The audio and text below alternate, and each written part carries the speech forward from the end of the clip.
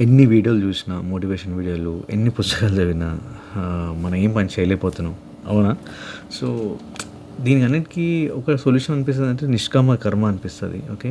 ఏదొచ్చినా చేసుకుంటూ పని వెళ్ళిపోవాలి. అంటే బాధొచ్చినా, సంతోషం వచ్చినా, లాభ నష్టాలు అతీతంగా ఓకే. ఏ కాలంలో అయినా పని చేసుకుంటూ వెళ్ళిపోవడమే.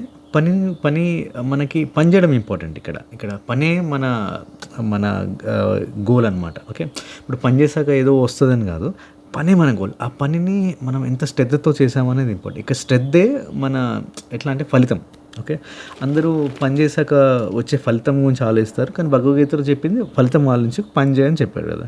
ఇక్కడ మనం ఏదైతే పని చేస్తామో, ఎంత శ్రద్ధగా పని చేస్తామో, సో, అదే మన ఫలితం అనమాట. అదే నా ఫలం అని నేను అనుకుంటున్నాను. ఓకే. సో, ఏదొచ్చినా మనకి బాధ వచ్చినా, సంతోషం ఇప్పుడు చేయాలనిపించినా, చేయాలనిపిపోయినా కానీ పని చేస్తూ వెళ్ళిపోవడమే, ఆ కర్మ చేస్తూ వెళ్ళిపోవడమే. ఆ కర్మ ఏదైతే చేస్తుంటామో శ్రద్ధగా ఓకే. శ్రద్ధ అంటే ఏ డిస్టర్బెన్స్ లేకుండా కాన్సంట్రేషన్‌తో చేస్తాం కదా!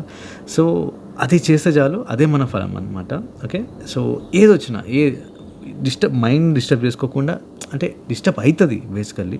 బట్ ఏదొచ్చినా ఆ కర్మని చేసుకుంటూ వెళ్ళిపోవడమే చెప్పారు నిష్కామ కర్మ అనేది. కానీ దీనికి ఒక లాస్ట్‌లో ఏదంటే ఒక ఎరుకతో ఉండాలి మనకి. ఇప్పుడు ఏదో పని చేస్తుంటాం మనం నిష్కామ కర్మ ఏదో వస్తుంటాయి. కొంచెం ఇబ్బంది పెడుతుంటాయి. ఈ ఎరుక ఒకటి గుర్తు చేసుకుంటూ ఉండాలి. ఎరుక ఎందుకంటే ఎందుకు మొదలెట్టాం, దేనికి మొదలెట్టాం అనేది ఒక్కటి గుర్తు చేసుకుంటూ ఉండాలి. ఓకే. ఇక్కడ గుర్తుపెట్టుకొని నిష్కామ కర్మ ఈజ్ మోర్ ఇంపార్టెంట్. దాంతోపాటు కొంచెం ఎరుక అంటే ఏం చేస్తున్నాం, ఎందుకు చేస్తున్నాం అని గుర్తుపెట్టుకుంటూ ఉండాలి. నిష్కామ కర్మ చేస్తాం కదా! ఇది భక్తి శ్రద్ధలతో అని అంటారు కదా! ఆ శ్రద్ధాభావంతో చేయాలి మనం. ఓకే. అదే మన ఫలితం. దీని తర్వాత మళ్ళీ ఇంకేం ఫలితాలు ఏముండవు.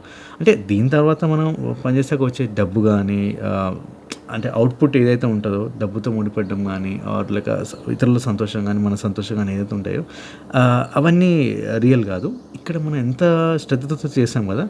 అవుట్‌పుట్ అది రావచ్చు. అంటే మీరు ఊహించిన దానికన్నా ఎక్కువే రావచ్చు. ఓకే.